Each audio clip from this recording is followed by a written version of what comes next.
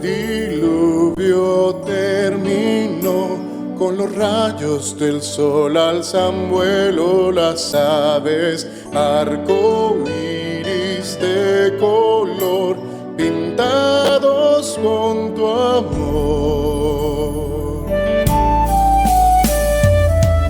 Todo lo que es y será, todo lo que viene y se va, vuelve a ti.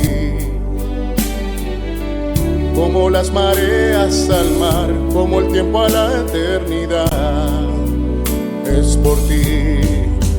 No hay estrellas en el firmamento, no hay criatura que no hable de ti, no hay historia, tampoco argumento, no hay camino que tome y me oculte de ti, no hay tormenta que nuble tu cielo, y no hay cielo más grande que tú.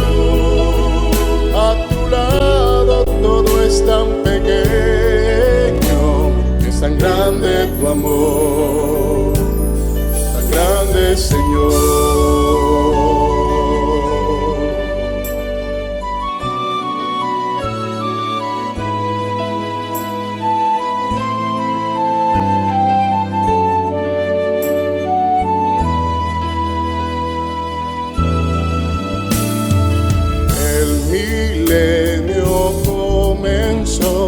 Con los rayos del sol en las grandes ciudades, surge otra generación buscándote, Señor. Todo lo que es y será, todo lo que viene y se va, vuelve a ti. Como las mareas al mar, como tiempo a la eternidad, es por ti. No hay estrellas en el firmamento, no hay criatura que no hable de ti, no hay historia, tampoco argumento, no hay camino que tome y me oculte de ti, no hay tormenta que tu cielo, y no hay cielo más grande que tú. A tu lado todo es tan pequeño, es tan grande tu amor, tan grande, Señor.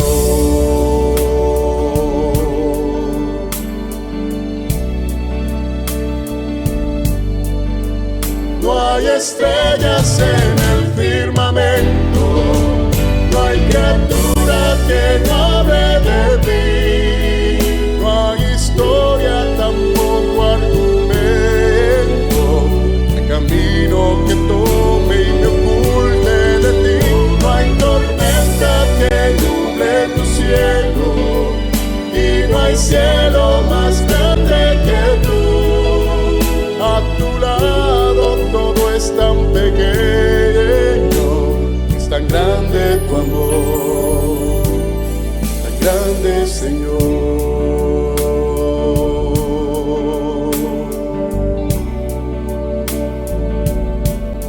tan grande, Señor.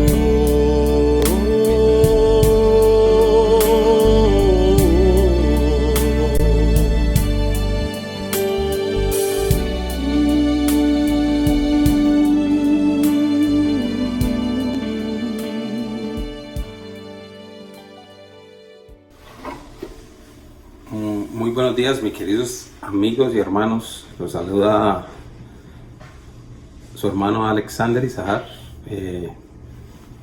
enviándoles un cordial y caluroso saludo en el nombre de nuestro Señor Jesucristo, nuestro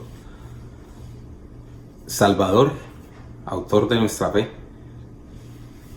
Agradeciéndole en esta mañana de domingo por la oportunidad que nos da de reunirnos de esta manera virtual, para apartarle un espacio de nuestro tiempo al que se merece toda nuestra gloria, toda nuestra alabanza. Y es ocasión de alegría poder reunirnos, aunque sea por este medio virtual, en el nombre de Jesucristo, para definitivamente darnos cuenta de que sin Dios nada podemos hacer, y que Él es el autor y el dueño de nuestras vidas. En esta mañana quiero iniciar con una oración, dándole gracias a Dios por la maravillosa oportunidad de estar vivos en este momento, porque créanme que a pesar de toda la situación mundial que está aconteciendo, a través de ella nos hemos dado cuenta de que Dios sigue estando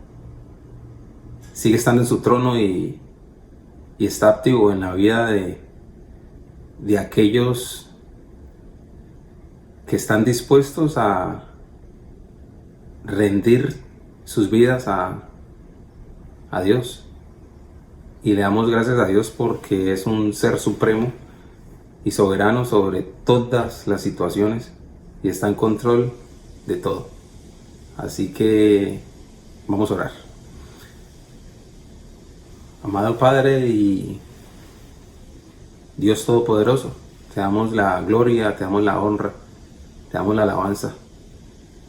Gracias porque podemos llamarse nuestro Padre Celestial. Sabemos que tú estás en tu santo trono y estás en control de todas las situaciones y todas las circunstancias en nuestra vida, Señor.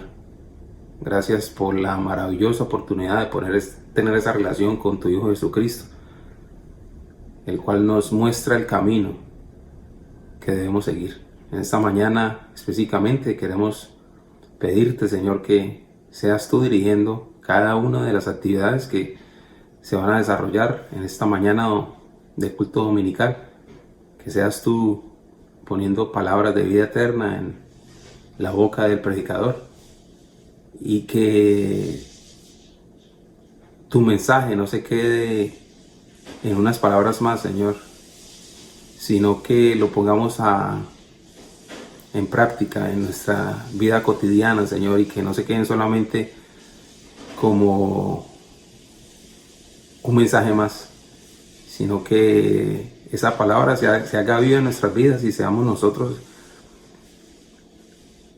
esa palabra escrita, esa Biblia que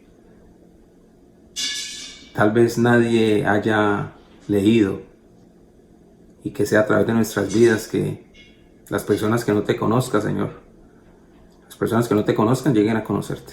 Ese es nuestro máximo anhelo, agradarte, Señor, con nuestras vidas. Te lo pedimos en el nombre de Cristo Jesús. Amén y amén. Bueno, mis hermanos, como les decía, muy agradecido de la oportunidad de poder saludarles en esta mañana. Espero que se encuentren bien, en el nombre de Jesús, nuestro único Redentor. Esta mañana quería iniciar la lectura del Salmo 67, y el título que tengo aquí es Exhortación a las naciones para que alaben a Dios. Y dice así: Dios tenga misericordia de nosotros y nos bendiga, haga resplandecer su rostro sobre nosotros, para que sea conocido en la tierra tu camino, en todas las naciones tu salvación. Te alaben los pueblos, oh Dios, todos los pueblos te alaben. Alégrense y gócense las naciones, porque juzgarás los pueblos con equidad y pastorearás las naciones en la tierra. Te alaben los pueblos, oh Dios, todos los pueblos te alaben. La tierra dará su fruto, nos bendecirá Dios, el Dios nuestro.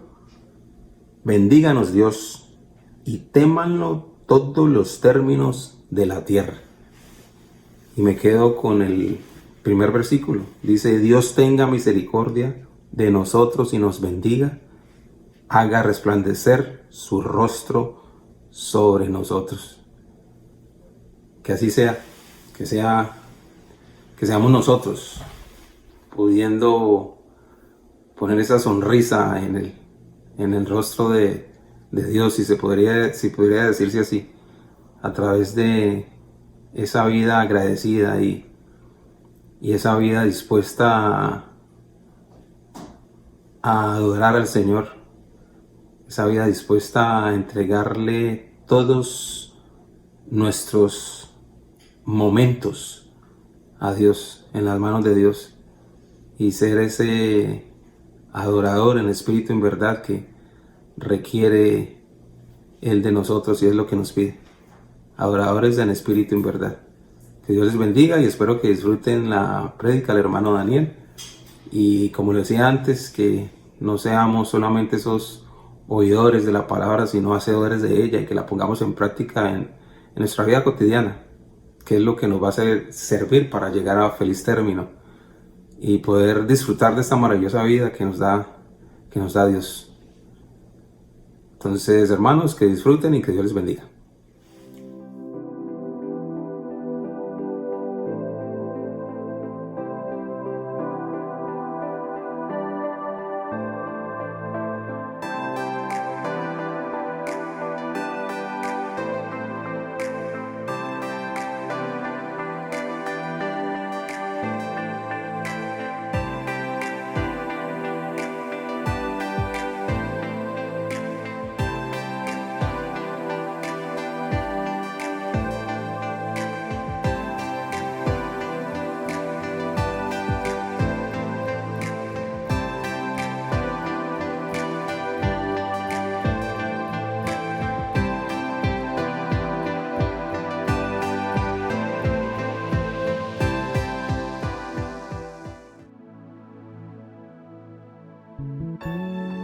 Cante al Señor.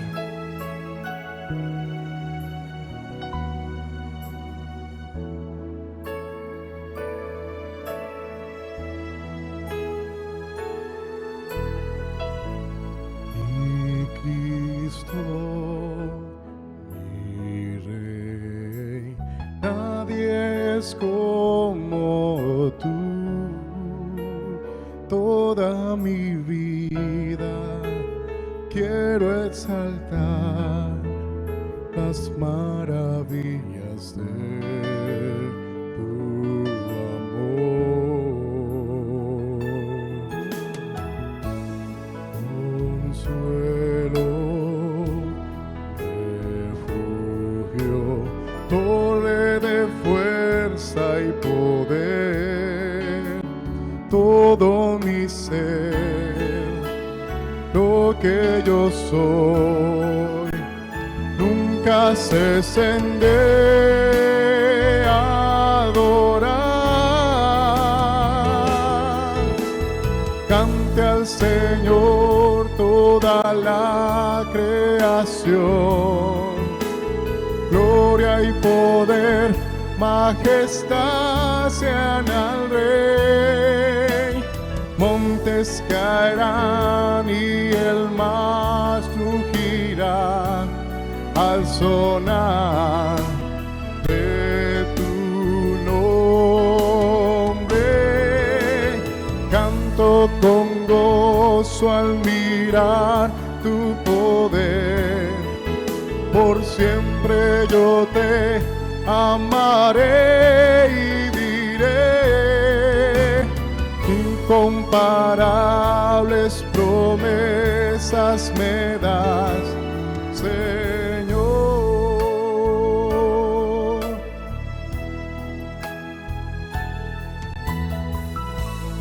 Mi Cristo, mi Rey, nadie es como tú.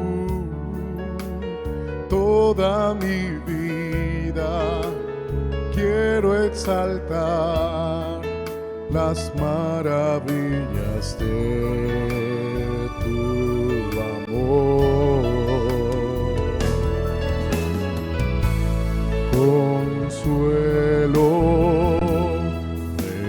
refugio, torre de fuerza y poder, todo mi ser, lo que yo soy, nunca cesen de adorar.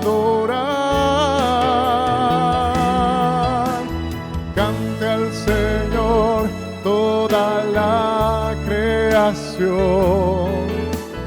Gloria y poder, majestad sean al Rey. Montes caerán y el mar rugirá al sonar de tu nombre. Canto con gozo al mirar tu poder. Por siempre yo te amaré y diré: incomparables promesas me das, Señor.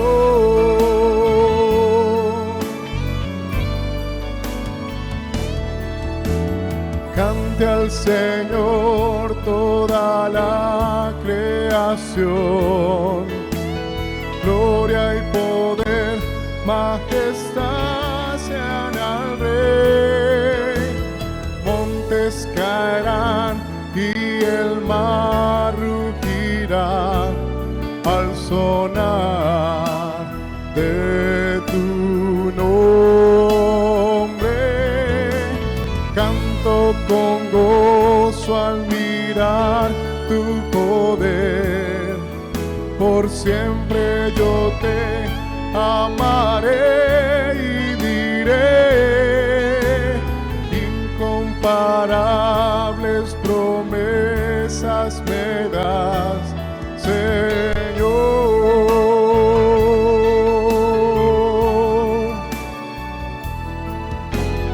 Incomparables promesas me das, Señor.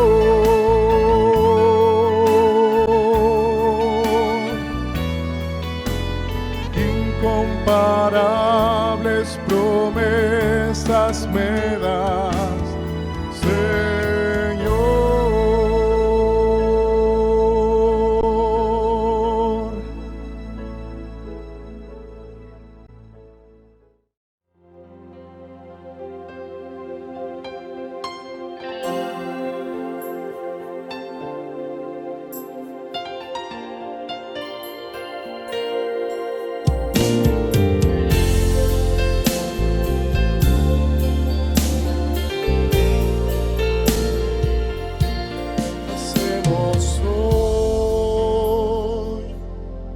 Ante tu altar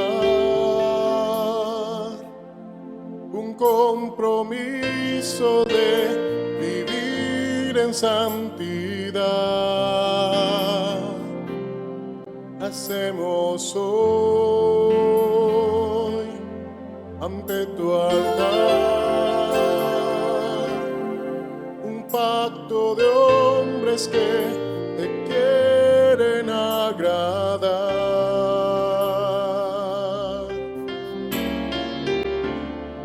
Manos limpias, corazón puro para ti. Hacemos hoy ante tu altar un compromiso de vivir en santidad. Hacemos hoy ante tu altar un pacto de hombres que te quieren agradar.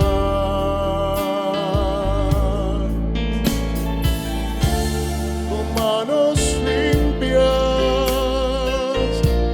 corazón puro para ti.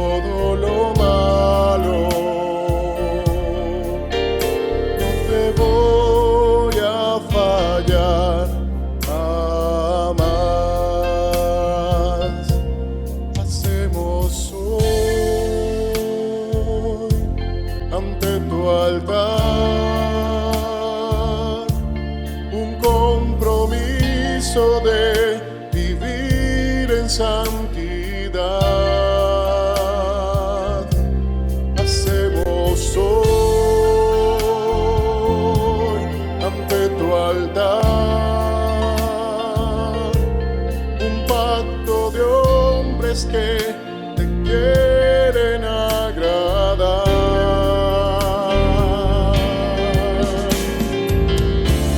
Con manos limpias, corazón puro para ti.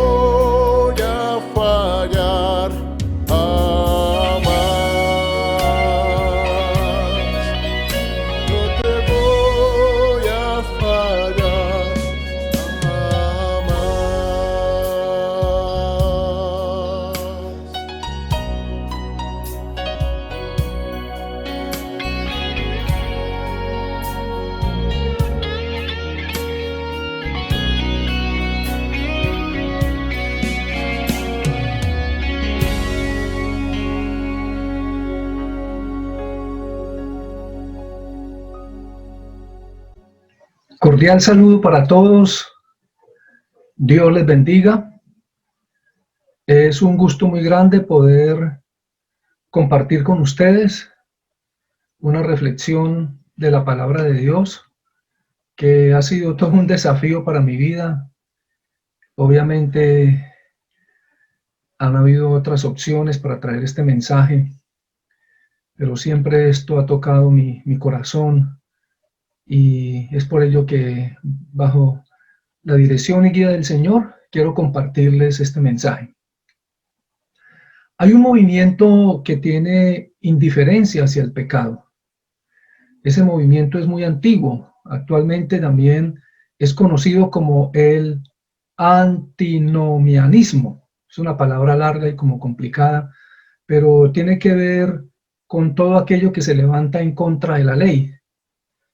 Es algo así parecido como cuando este grupo de personas en el último versículo del libro de Josué dice que nadie se quería someter a las cosas de Dios, vivían en una completa anarquía. El antinomianismo es una especie de idea en contra de la ley moral y de la ley espiritual, de la ley divina, el cual sostiene cosas como estas: Dios nos ama, Jesús nos ama, y no le importa si pecamos o no. Suena muy noble, pero detrás de esto hay elementos ideológicos y filosóficos muy peligrosos. Además agrega lo siguiente: no importa lo que haga, Jesús me ama de todos modos. Generalmente el antinomianismo puede ser visto como característico de la rebelión humana contra cualquier autoridad externa. En nuestro tiempo se identifica especialmente por la demanda de la libertad de todas las limitaciones. Uno de sus eslóganes es: tú eres tu propia ley. Si esto es bien para ti, entonces hazlo. Es el credo moderno, es la identidad y la consigna de grupos sociales y también de individuos que no quieren someterse a la norma. Es el rechazo a cualquier autoridad, incluyendo las normas bíblicas. El antinomianismo no reconoce que el pecado sea importante, se ignora y no se confronta. Quienes optan por esto tienen otro eslogan muy popular. Suelen decir, yo soy así, y agregue lo que usted quiera. Drogadicto, alcohólico, adúltero, bisexual, homosexual, etc. Yo soy así. Es mi decisión. Si me dices lo contrario, me retiro de tu presencia. Qué lástima. Doloroso y parte el corazón. Contrario a esto, el apóstol Pablo escribió algo muy interesante. Está allí en el libro de Colosenses, en la epístola del apóstol Pablo a los Colosenses, capítulo 3, del verso 5 al 9. Vamos a leerlo, por favor. Abran sus Biblias, Colosenses, capítulo 3, del verso 5 al 9. Dice la palabra: haced morir, pues, lo terrenal en vosotros. Y mire estos 5 términos: fornicación, impureza, pasiones desordenadas, malos deseos y avaricia, que es idolatría. Si usted puede subrayar su Biblia o tomar nota, sería bueno que subraye cada una de estas palabras. Luego sigue el verso 6. Cosas por las cuales la ira de Dios viene sobre los hijos de desobediencia, en las cuales vosotros también anduvisteis en otro tiempo cuando vivíais en ellas. Pero ahora, dejad también vosotros todas estas cosas. 2 puntos, otra lista: ira, enojo, malicia, blasfemia, palabras deshonestas de vuestra boca. Y el verso número 9 dice: no mintáis los unos a los otros, habiéndoos despojados del viejo hombre con sus hechos.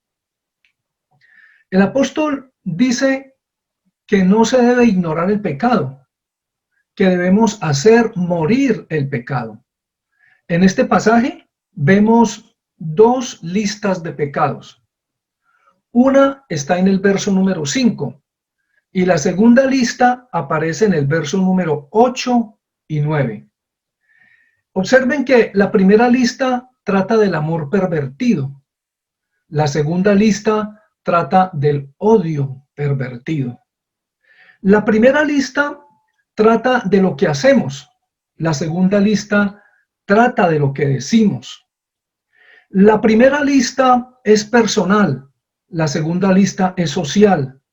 La primera lista es cómo nos sentimos. La segunda lista es cómo hablamos. Ninguna de estas listas pretende ser exhaustiva, explicativa, dándonos cada uno de sus detalles. Pero hay algo muy importante. Dentro de estas 2 listas vamos a ver las causas que producen la enfermedad espiritual y moral que padece una persona. Repito, dentro de estas 2 listas vamos a ver las causas que producen la enfermedad espiritual y moral que padece una persona. En otras palabras, en estas 2 listas hay una especie de patología que nos ayuda a identificar el pecado y cómo lidiar con ello al punto de hacerlo morir. Vamos entonces a volver a leer el verso número 5. Haced morir, pues, lo terrenal en vosotros. 2 puntos. Fornicación, impurezas, pasiones desordenadas, malos deseos y avaricia. 5 términos, coma, que es idolatría. Ahora observe la secuencia, como lo hemos enfatizado, comienza con acciones malas, comienza con la palabra fornicación, que es sinónimo de inmoralidad, y termina con la idolatría. Así que fluye de la acción al motivo. Esta es como una secuencia que vemos de una manera clara aquí en estos versículos. La acción es el efecto y el motivo es la causa. El resultado final es la fornicación, entre paréntesis, inmoralidad sexual, y la causa primaria es la idolatría.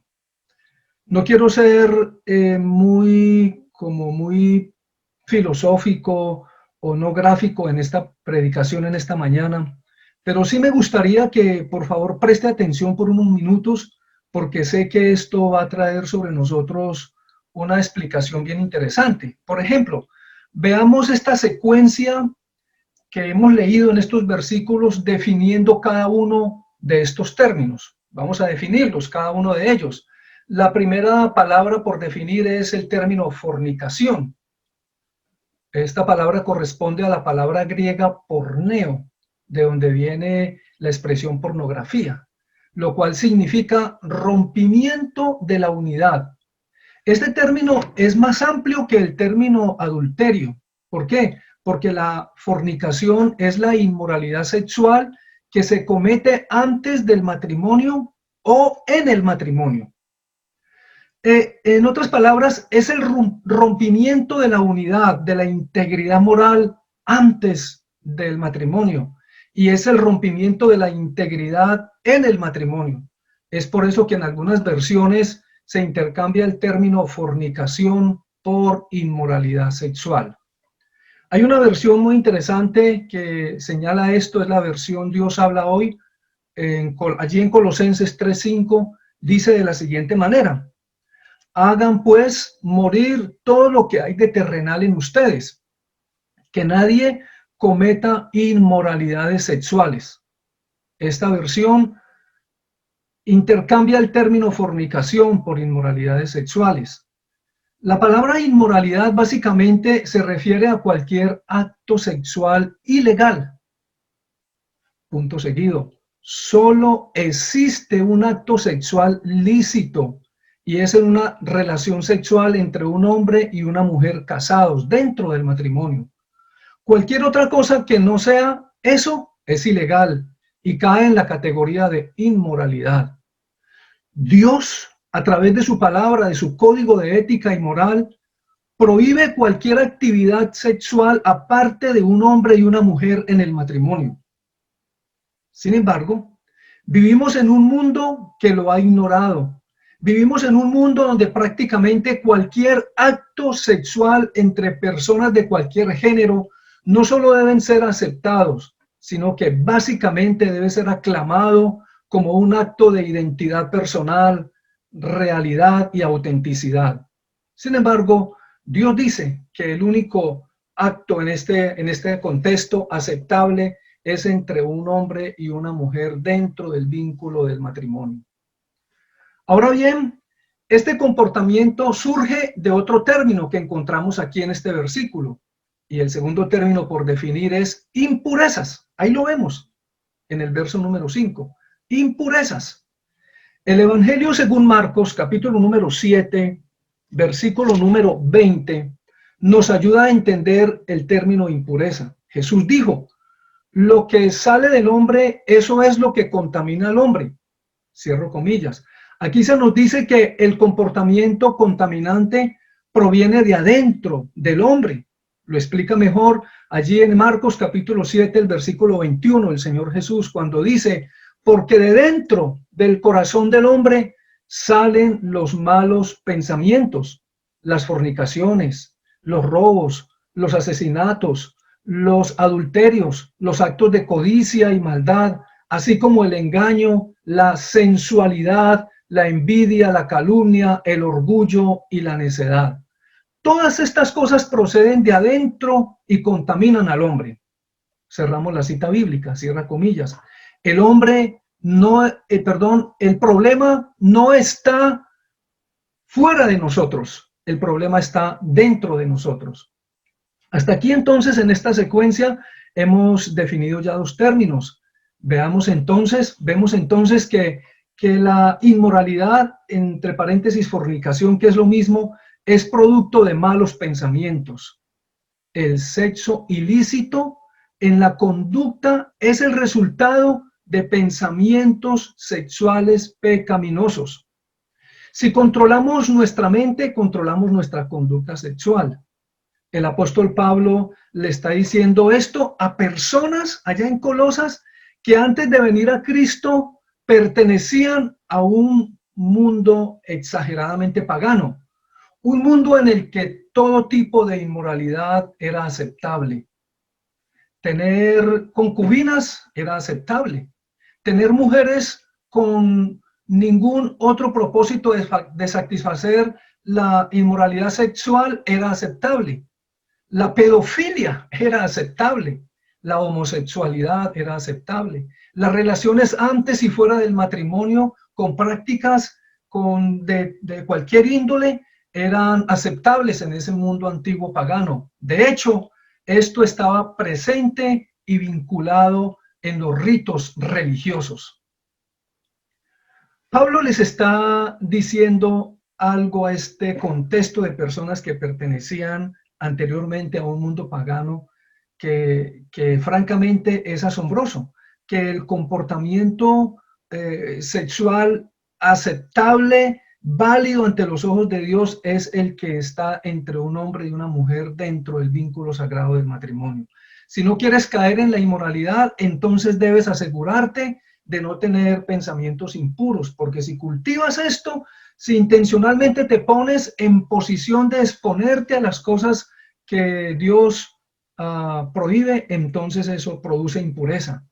Si empezamos a jugar con fuego, terminamos afectados, así que hay que entender esto con claridad. La tercera palabra que vamos a definir es la palabra pasión. La pasión nos está describiendo algo detrás de los pensamientos impuros, nos describe algo que está detrás de los pensamientos. Es como un retumbar de lo más profundo de nuestra naturaleza humana.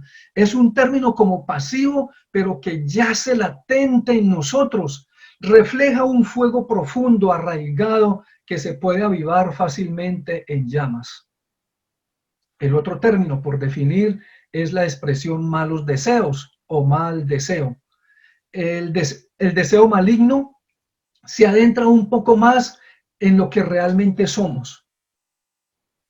Somos susceptibles a la pasión porque dentro de nuestra carne caída está ese deseo maligno.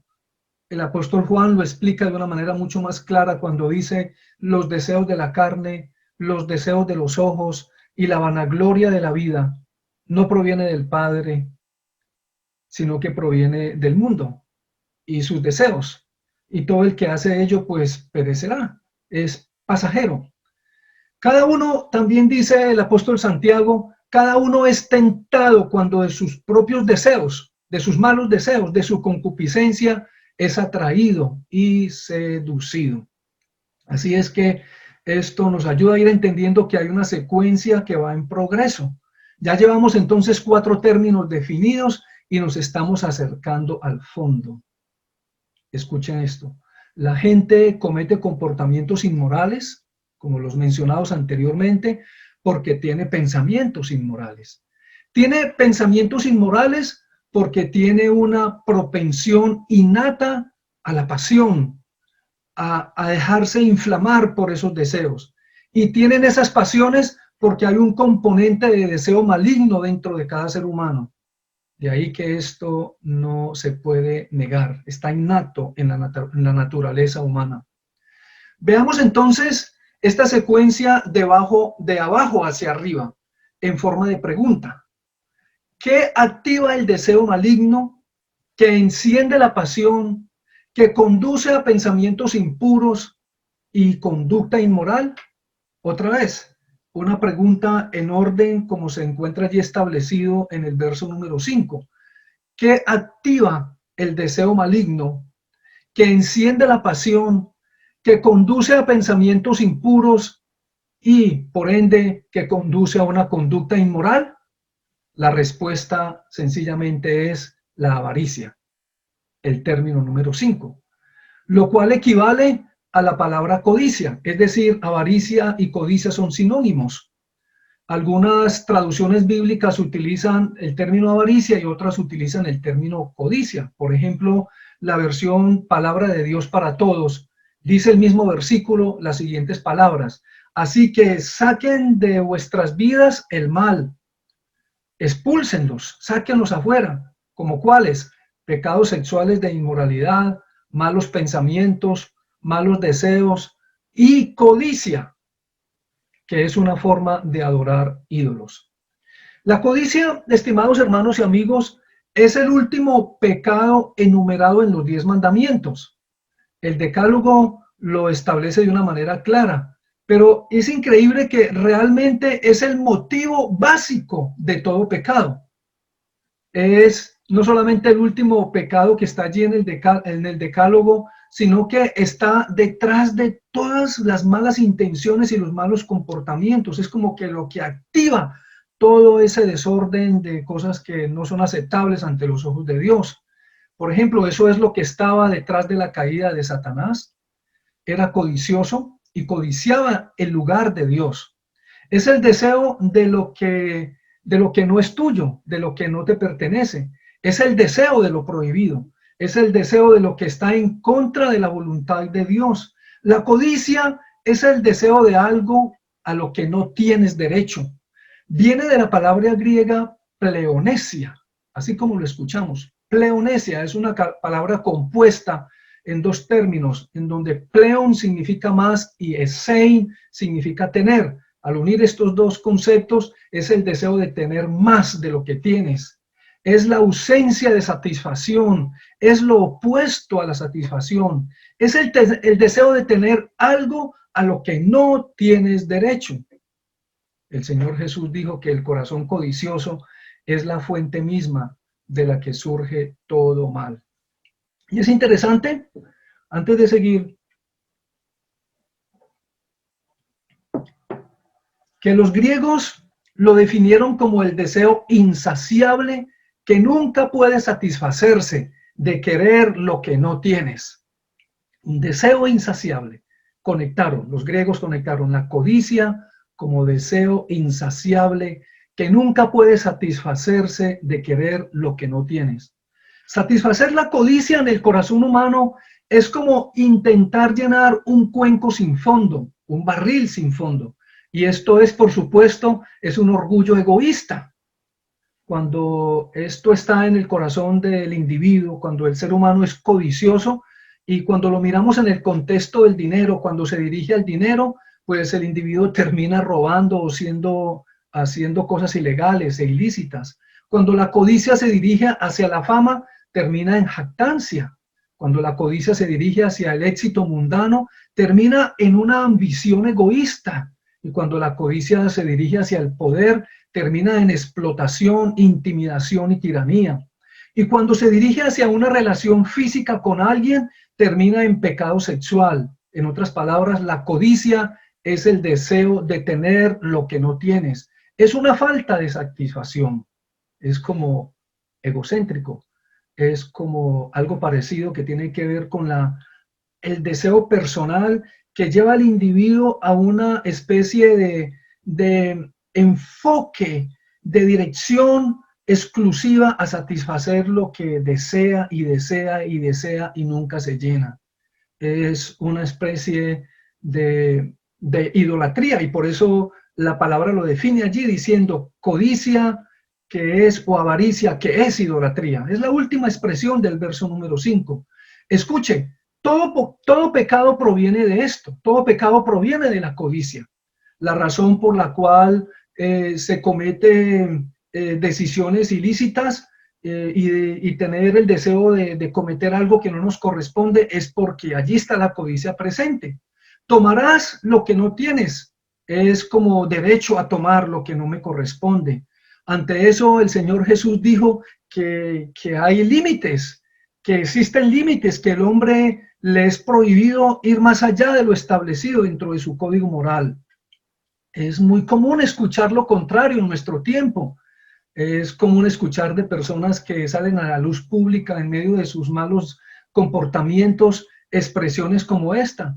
Bueno, ya sabes, soy una persona atraída por el mismo sexo, pero eso no es un pecado en sí mismo. Por supuesto que lo es. Dios nos ha hecho de tal forma para que nosotros expresemos nuestra vida de acuerdo al diseño que Él nos ha creado. Para continuar entonces, vemos que hay algo más para añadir en este verso número 5, y es la expresión que dije hace un momento, y es que la avaricia equivale a idolatría. Si lo leemos, ¿verdad? Allí está, es la última frase, avaricia, que es idolatría, la parte final del verso 5. ¿Idolatría? ¿Qué es eso de idolatría? A adorar a alguien que no sea Dios, o adorar a algo que no sea Dios. Es como el primer mandamiento de la ley de Dios. Allí está encabezado, ¿no es cierto? Que en donde prácticamente nos dice que no hay o que no debemos de tener otros dioses fuera del verdadero Dios. Entonces, la idolatría es la raíz de todo pecado. Está acompañado de la codicia, y la codicia que es idolatría. Entonces, hemos llegado al fondo de este proceso, de esta secuencia que mencionábamos hace un momento. La idolatría está en el fondo de todo pecado. Es cuando nosotros dejamos de adorar a Dios, allí se hace presente la idolatría. Es cuando decides que te vas a adorar a sí mismo porque es lo que tú quieres hacer, allí está presente la idolatría. Y entonces la idolatría cae en un contexto que se llama egolatría. Diferente, suena como diferente, pero pertenecen a la misma familia.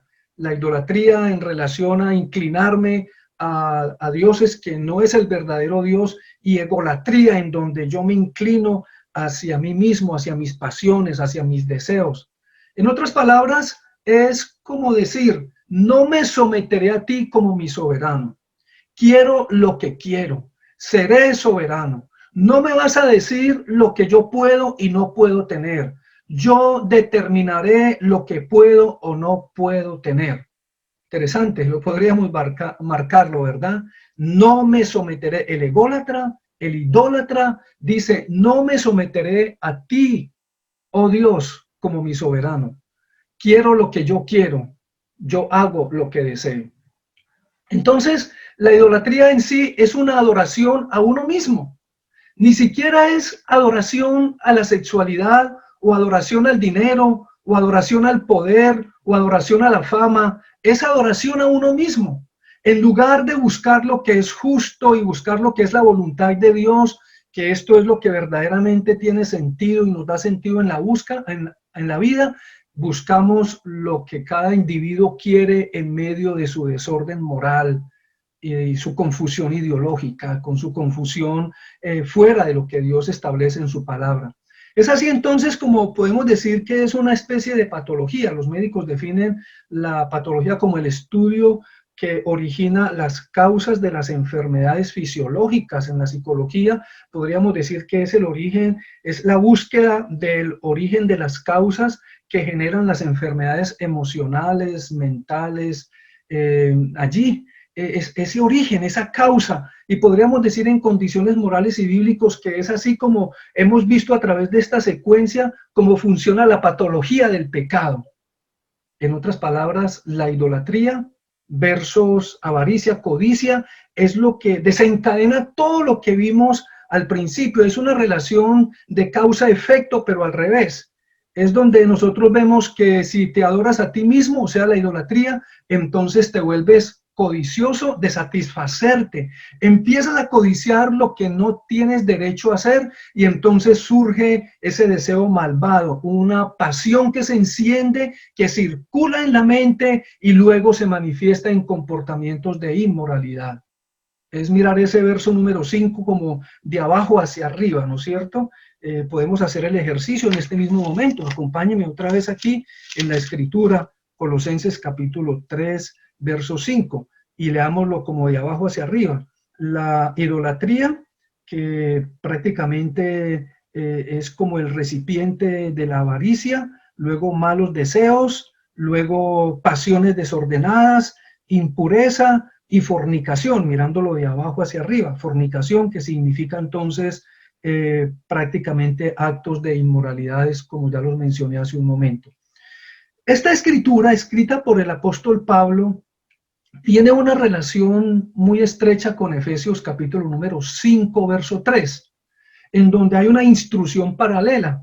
Y aquí vemos palabras como estas. En la versión internacional, nueva versión internacional, dice la palabra: ustedes ni siquiera deben mencionar la inmoralidad sexual, que ninguna clase de impureza o de avaricia, como conviene a pueblo de Dios, a pueblo santo de Dios. Entonces, se comienza con la idolatría y termina con el comportamiento sexual. Muy bien, aquí vemos entonces que en muchos lugares del Antiguo Testamento, como ya se ha visto y en los estudios bíblicos que hemos nosotros estudiado, analizado, en muchos lugares del Antiguo Testamento vemos que la inmoralidad sexual era parte integral de la idolatría en ciertas culturas alrededor de Israel, y también cuando el pueblo de Israel empezó a desviarse de los propósitos de Dios.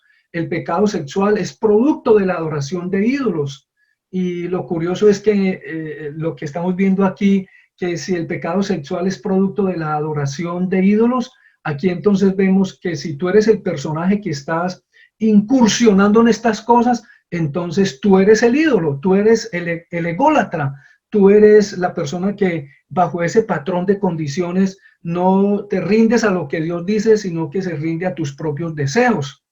Esta es entonces la progresión. La raíz de todo pecado es la adoración a ti mismo. Para resumirlo, la raíz de todo pecado es la adoración a ti mismo. Eso desarrolla codicia. La codicia surge de nuestro deseo maligno innato, se enciende en pasión, crea malos pensamientos y termina en inmoralidad.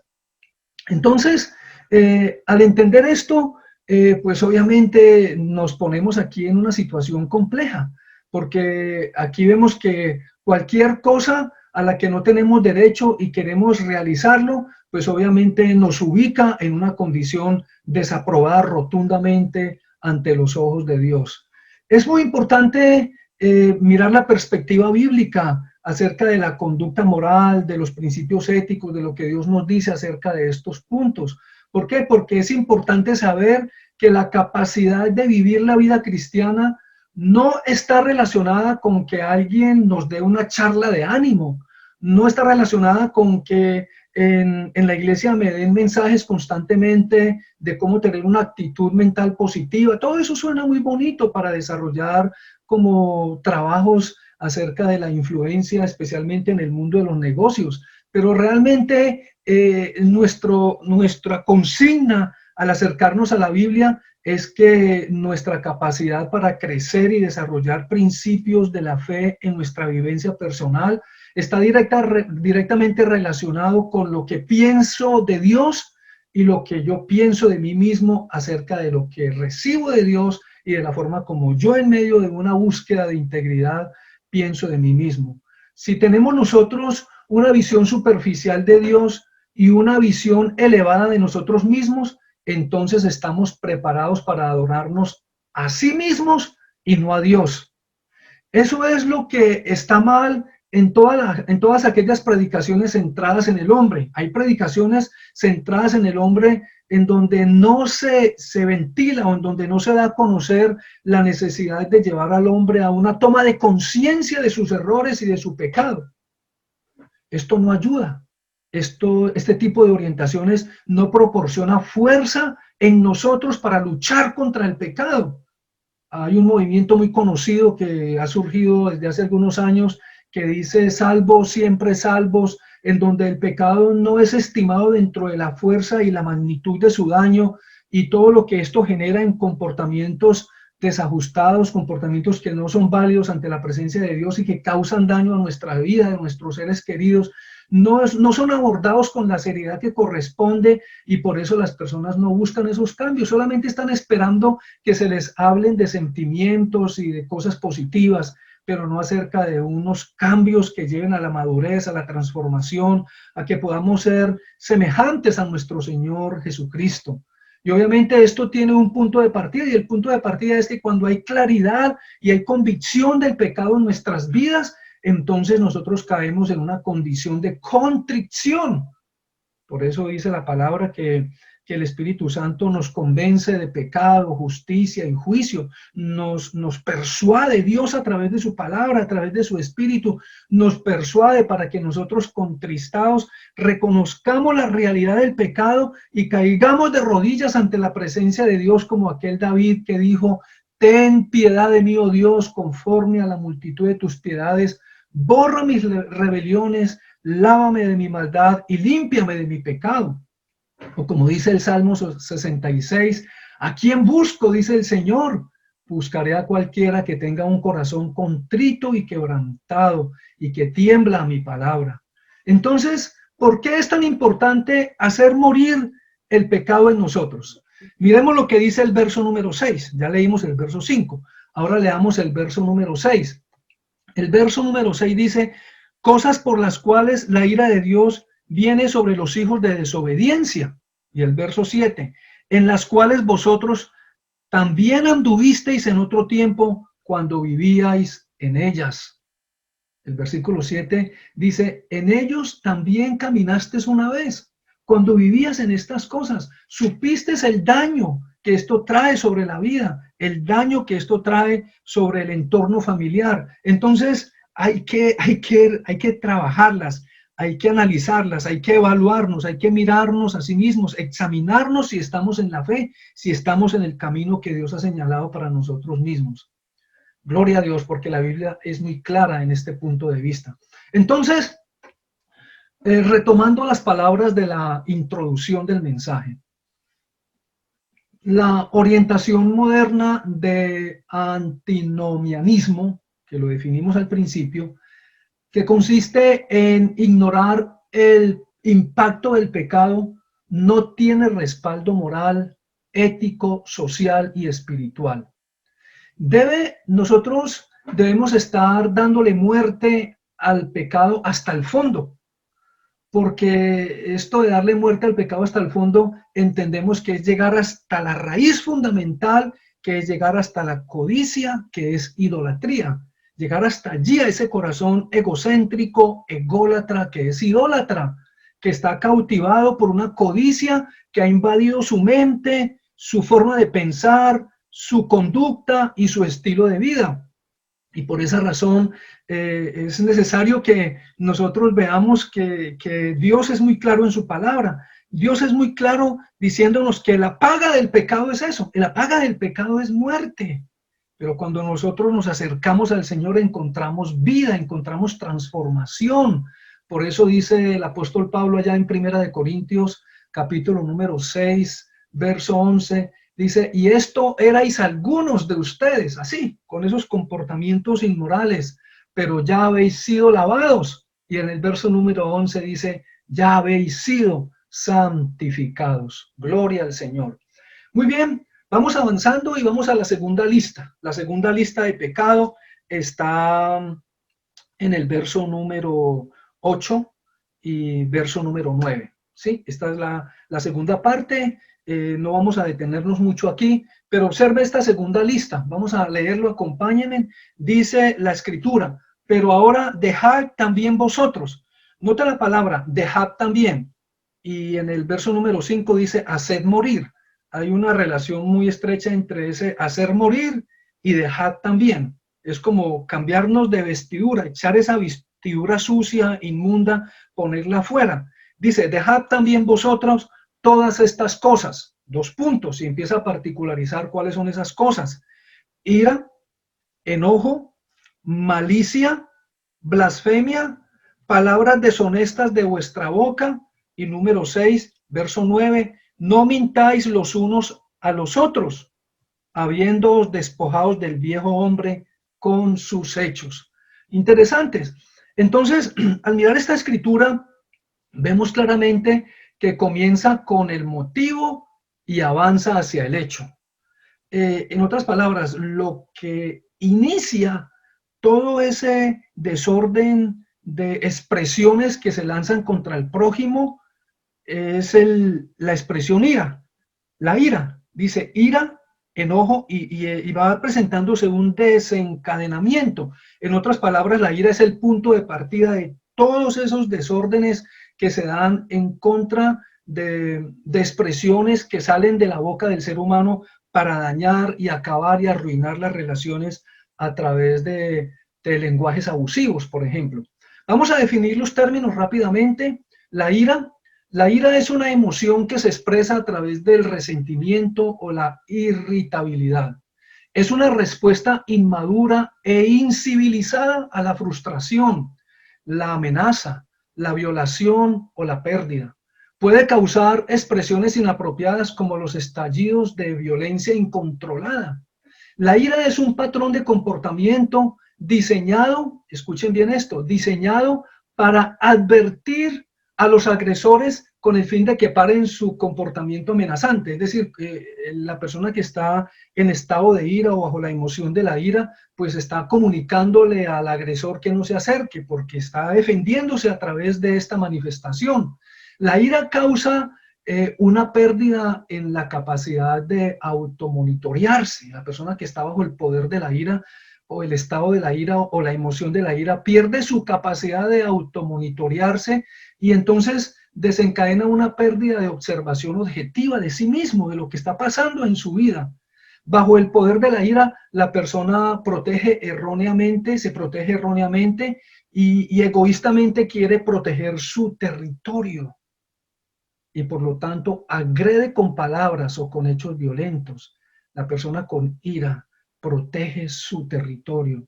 Y si su territorio es un territorio, como lo dijimos hace un momento, egocéntrico, ególatra, entonces vemos que allí hay algo que como que se relaciona mutuamente, como vemos que hay una relación muy estrecha entre la idolatría versus la ira, porque la persona que está con ira está en un estado de defensa, está en una condición en donde la persona quiere a capa y espada ponerle límites a que no se le acerquen porque esa es su forma de pensar. Y por eso cuando definíamos algunas características de aquellos que viven bajo el antinomianismo, es decir, bajo esa anarquía moral o espiritual, este tipo de personas de una vez ponen una barrera. Yo soy así y no se me acerque. Si usted viene a hablarme, a expresarme de algo diferente a lo que yo digo, no se me acerque o yo me aíslo, yo me voy. La persona entonces es egocéntrica, es ególatra y a la vez defensiva y ataca a la vez. La ira, dice las siguientes expresiones, dice que la ira estalla en enojo, es el segundo término que vemos aquí en el versículo número 9. Dice, dejad también vosotros todas estas cosas, ya miramos la ira. Luego dice enojo, es el segundo término, corresponde a la palabra griega tumos, que es como una especie de resplandor o de furia repentina. La persona cuando se desborda en la ira, entonces revierte un enojo que lo exterioriza. Empieza entonces con esta ira a arraigar de tal forma que la persona explota. Hay una explosión. Los griegos usan esta palabra para describir el tipo de fuego que quema la hierba o la paja, que se inflama rápidamente. Una persona que está bajo el dominio de la ira y le da rienda suelta a su enojo, hágame el favor, hay que huir de ello, hay que hacer algo de tal forma que nosotros no nos enfrasquemos en ello y podamos de una forma sabia acercarnos a este tipo de personas de tal modo de que no caigamos en ese mismo juego de emociones. La ira profundamente arraigada estalla en enojo y conduce al tercer término que encontramos allí, la malicia. Y uno dice, ¿pero qué relación tiene esto? Sí, la malicia es un término general para el mal moral. Es simplemente malvado en un sentido amplio, y esto tiene que ver con tu forma de hablar. Así que hay maldad en tu corazón cuando hay malas intenciones. Cuando la persona enojada, entonces en esas malas intenciones evoca unas palabras de calumnia, unas palabras de agresión hacia la persona que está o hacia las personas que están allí al frente, lo cual entonces se convierte en un lenguaje de discurso abusivo o de expresiones abusivas que generan mucho dolor, que generan mucho daño, haciendo un paréntesis, que cuando termina todo, la persona puede decirse a sí mismo, cuando pasó toda esa furia, puede decirse a sí mismo, pero yo qué dije, yo por qué me expresé de esa manera, y la otra persona que recibió ese impacto, pues obviamente como golpes de espada le llegó todo ese discurso abusivo. En el libro de los Efesios, capítulo número 4, verso 29, dice: ninguna palabra corrompida salga de vuestra boca, sino la que sea buena para la necesaria edificación, a fin de dar gracia a los oyentes. Leamos el verso 31, Efesios 4, 31. Por eso dice: quítense de vosotros toda amargura, enojo, ira, gritería, maledicencia y toda malicia. Exactamente las mismas terminologías, las mismas palabras que vemos en Colosenses. El apóstol Pablo nos presenta dos epístolas que son muy parecidas, Efesios y Colosenses. Muy bien, entonces, además de esto, vemos algo interesante y vamos a otra frase para definir. Otra frase para definir es: no se mientan unos a otros. Allí está en el verso número 9, no mintáis los unos a los otros. La verdad, aquí en este sentido, cuando la persona está bajo esa fuerza de la ira, el enojo, la blasfemia, el lenguaje que hace daño a los demás, la persona puede caer entonces en esa expresión de una especie de mentira, en donde la mentira se convierte básicamente como en un mecanismo de defensa para tratar de proteger y defender argumentativamente lo que la persona verdaderamente está escondiendo. La mentira en sí es un error muy grave. Cuando la persona miente, pierde su estructura. ¿Por qué? Porque básicamente no es confiable. No es una persona que está en la verdad, sino que está en la falsedad. Caín le mintió a Dios sobre su hermano. Y así sucesivamente nos cuenta la Biblia que hay personajes en la escritura, en el libro de Génesis, que practicaron la mentira. Y obviamente todo eso deja ver que está arraigado también en el corazón del hombre. Aquí el apóstol Pablo está horrorizado de que seamos tan idólatras como para vivir una ira ardiente que se desata sobre la gente.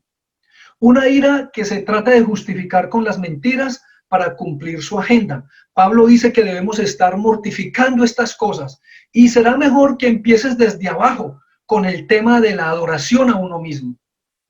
Tu ira se conecta con la egolatría, con la adoración a sí mismo. Es decir, son dos términos que se conectan mutuamente. En el verso número 5 termina con idolatría y el verso número 9 el verso número 8 empieza con ira. Son dos términos que se conectan.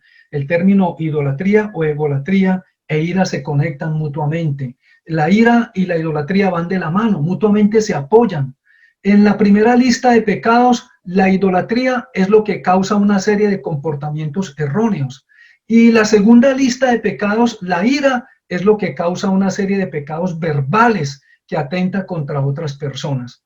Entonces, tenemos que matar nuestro cuerpo, nuestro pecado, nuestro cuerpo mortal. Tenemos que trabajar estas cosas para ser efectivos en ese proceso de dar muerte a nuestro pecado. Es necesario empezar con el pecado de la idolatría, es decir, la adoración a nosotros mismos y con el pecado de la ira.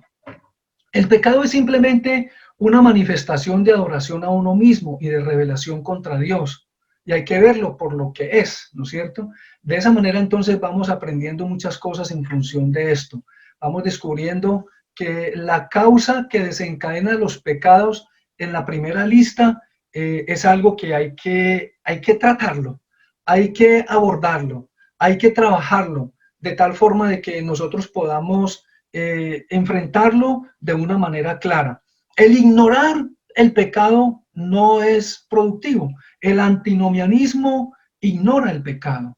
Las personas que están bajo esa línea de pensamientos, inclusive consejeros o personas que están puestas para tratar de ayudar a personas, cuando algunos de sus pacientes llegan a sus consultorios y llegan con ese sentimiento de culpa porque quizás han concebido que es pecado lo que están haciendo y que su familia les ha redargüido.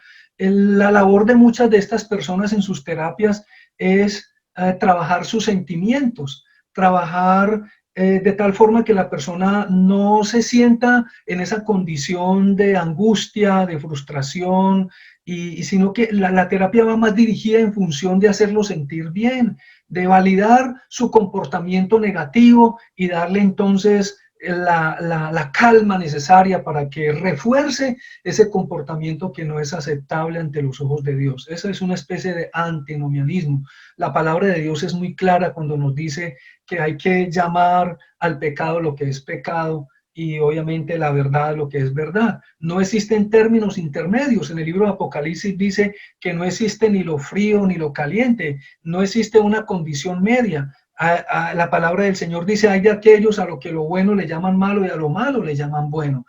Ese término intermedio tampoco existe. Somos o estamos bajo el poder del pecado o estamos luchando para que nosotros podamos dar una mejor condición a nuestro estilo de vida, cada vez mejorando, saliendo, luchando, creciendo en el Señor, de tal forma que podamos desarrollar una vida cristiana más auténtica. Estas palabras que les he compartido hasta el momento me han llamado mucho la atención, y más en este medio, en donde vemos muchísimas personas que realmente no consideran esto como algo necesario, en donde el pecado simplemente pertenece al contexto religioso de los cristianos, de una religión, de unas personas que simplemente les ha dado por vivir bajo, como dicen algunas palabras, algunas personas bajo la payasada de la Biblia. Sin embargo, nosotros entendemos que realmente lo que nos libera, lo que le da sentido a todo esto, es entender que Dios es real, de que Dios tiene un código de ética, un código de moral que está aquí, que es su palabra, y que es necesario someternos a ello. Y es así en esta orden de ideas, para concluir, que llegamos a decir entonces que el problema no está en el comportamiento, el problema no está en el que es fornicario, en el que es adúltero, en el bisexual, en el drogadito, en el alcohólico, en el homosexual. El problema no está en esas manifestaciones pecaminosas. El problema fundamental está en la egolatría, está en la manera hacia donde yo oriento e inclino mi corazón. ¿Quién es mi Señor? ¿A quién estoy recibiendo como el ser a quien yo me postro para dirigir y ordenar mi vida? La persona que tiene un comportamiento ególatra, un comportamiento que vive de cualquier manera y le da rienda suelta a su inmoralidad, viviendo una fornicación inmoral en sus diferentes estamentos, ese tipo de personas obviamente ha calmado su conciencia agrupándose con personas que tienen esas mismas ideologías, o sencillamente interpretando equivocadamente quién es Dios e interpretando equivocadamente lo que dice su palabra. Para nosotros trabajarnos en esto, el apóstol Pablo nos da pautas de soluciones, y las soluciones están desde el verso 10 hasta el verso 17, aquí en Colosenses. Eso sería para otra presentación, otro mensaje, pero sí hay pautas de cómo nosotros podemos enfrentar el pecado en nuestras vidas, cómo lidiar con el pecado, cómo despojarnos de esa naturaleza pecaminosa, cómo despojarnos, de esos actos pecaminosos, y cómo vestirnos del Señor Jesucristo, revestirnos de Él, dejar de hacer lo malo y aprender a hacer lo bueno. Es decir, hay todo un aprendizaje para realizar. Queremos entonces anotar que nos ha tocado a nosotros un camino muy sabio, el camino de poder entender que el Señor Jesús en su misericordia nos presenta esa gran oportunidad, quien nos dice que con amor y verdad se corrige el pecado. Noten esas dos expresiones: con amor y verdad se corrige el pecado. Dios es amoroso, pero Él también es verdadero. Él también nos da su código de ética. Esta es su verdad. Él es un Dios de amor. Él es bueno. Dios es bueno. Jesús es bueno. Y yo no hago lo que yo quiero. Dios es bueno y misericordioso, pero yo me someto a su verdad, pero yo me someto a su palabra.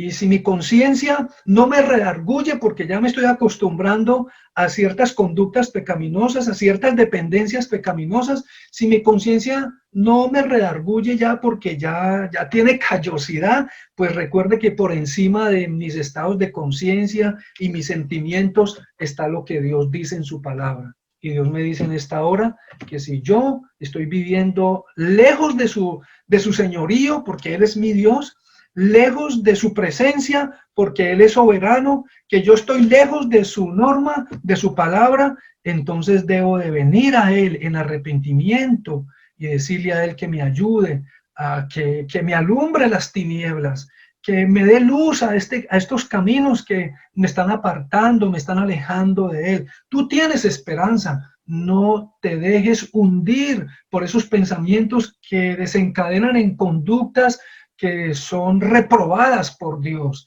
que no son aprobadas por Dios. Tú tienes la capacidad de reaccionar como ese hijo pródigo que se desencadenó en una condición de inmoralidad, de pecado, y cuando él se vio a sí mismo, él volviendo en sí, dijo, ¿qué estoy haciendo? ¿En qué he descendido? ¿Cómo me he hundido? ¿Qué me ha pasado? Y él volviendo en sí dijo, volveré a la casa de mi Padre. Vuelve a la casa de tu Padre Dios. Vuelve a nuestro Dios, quien es amplio y misericordioso en perdonarte, en recibirte. Él no te juzga, Él te recibe con amor. Echa sobre Él tu pecado y tu iniquidad. Y ven a Jesús, quien te ama y te enseña el camino que debes seguir. Vamos a orar. Padre, te damos infinitas gracias por tu palabra en esta hora. Gracias por tu misericordia, Señor. Enséñanos a vivir para ti. Enséñanos a reconocer, Señor, la gravedad del pecado en nuestras vidas. Señor, que esto no se convierta para nosotros en unos estados de ambivalencia, en donde unas veces estamos aceptándolo y otras veces no aceptándolo. Señor, enséñanos a crecer, a ser serios, Señor, a ser determinantes, Señor, a reconocer la necesidad de vivir una vida más auténtica delante de ti. Acompáñanos, Señor, en esta buena decisión y ayúdanos, Señor, a hablar con amor y verdad a las personas que rechazan este plan tuyo, que rechazan, Señor, esta iniciativa de buscar y salvar al que se ha perdido. Gracias, Señor, por tu misericordia. En el nombre de Jesús. Amén. Que el Señor les bendiga.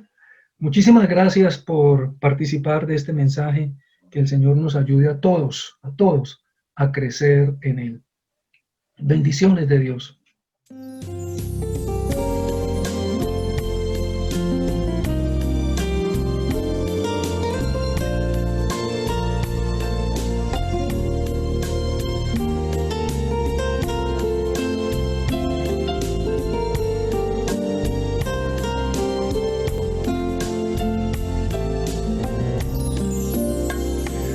Cien ovejas y había en su rebaño. Eran 100 ovejas y amante él cuidó, pero en una tarde al contarlas todas,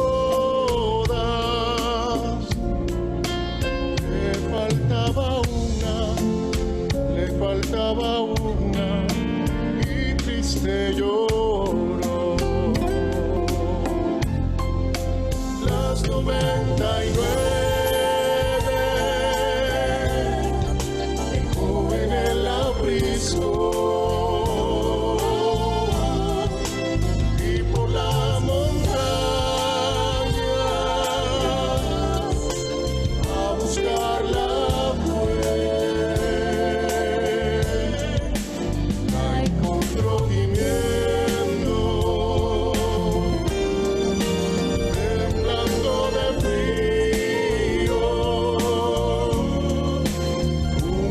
Sus heridas, la tomó en sus brazos y al medir